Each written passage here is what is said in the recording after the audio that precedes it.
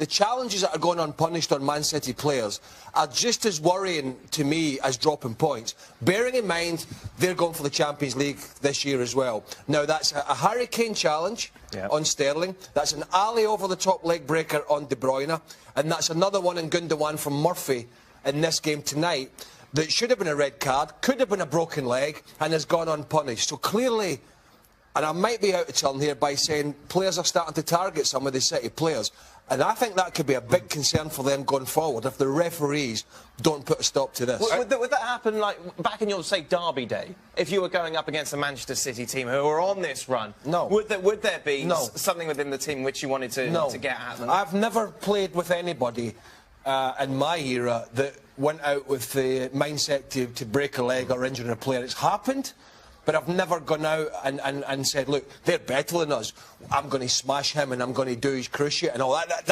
I've personally not heard that. That type of challenge, you know, saying that you're going to injure somebody that badly is not said. You know, people don't go there with the mindset. Yeah. But what you often hear in the dressing rooms is get in their faces, be physical, let them know you're there. Right. Which is you kind of starting to feel that's the approach for Manchester City now.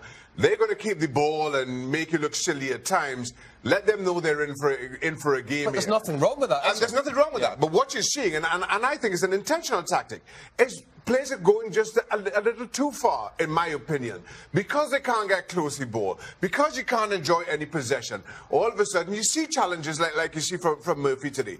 And as much as I support Newcastle, defend Newcastle, there is no room for that in the game, in my opinion. In my day, specifically, you just get fired straight in it. But you never went over the top. That was a golden rule. If you went over the top, it was an apology, and because it was a mistake. But I'm telling you, those sort of... It's you're talking to now. We've seen you in action. I know it's a long time ago. You never went out to do somebody in that Not to do somebody, yeah. And that's up to the referees to sort that out, because that is dangerous. I mean, he's going to get banned. There's no doubt about it, that kid. I truly believe the referees, the FA, whoever is responsible, will come together and have a discussion and so about they should. It needs to be, because there needs to be a stronger approach from the top down to this type of tackling, this type of approach. You look at it, so I just want to move on slightly, Paul, in the sense that this has never happened before. There's never been a team that's got a 15-point lead after 20 matches in the top flight in England. 85% possession of the ball in the first half. This is going to take away from the so-called entertainment factor, isn't it, from the league? People are going to want to watch this. Absolutely. What, this kind of dominance? Watching this training match, this is just attack versus defence. Where's the fun in that? Well, more so in this case, because we know Newcastle are sliding down the Premier League at a rapid pace of knots, and now there's a takeover potential to happen at Newcastle, and Benitez is trying to push for that as quickly in January as he can to get funds in. So I don't think you'll see that quite that disparity as a regular basis with such a gap. That being said, it is not Man City's issue or problem to worry about what the rest of the teams, to worry about Mourinho moaning, to worry about what Arsenal are doing, to worry about what Conte's bemoaning at Chelsea. We've just seen Liverpool today, and we're going to discuss spending 75 million on a centre-half. So there are other teams out there spending money. It is up to the rest to try and bridge that gap. In my opinion, it doesn't take away from the attractiveness of the Premier League at all.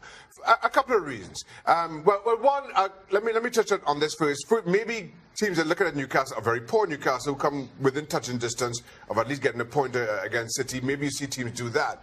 But my big complaint, or my big concern of what we've seen in the league in the past, is teams being negative or pragmatic, for use of a better term, and get results. Right. When you see teams go out and play like City do, I have absolutely no problem with them winning week in, week out, and the gap widening, if that's their approach. Because what will happen is everybody will have to adopt that approach in moving their own clubs forward, in trying to compete with Manchester City. You'll see everybody else trying to do more of the same. Where, again, when it was pragmatism was the calling of the day, you saw more and more teams go that way, and I thought that was wrong for lads, we've got to applaud what Manchester City and Guardiola are doing. When company goes off, most managers would put a centre-half on. He didn't. He put a centre-forward on.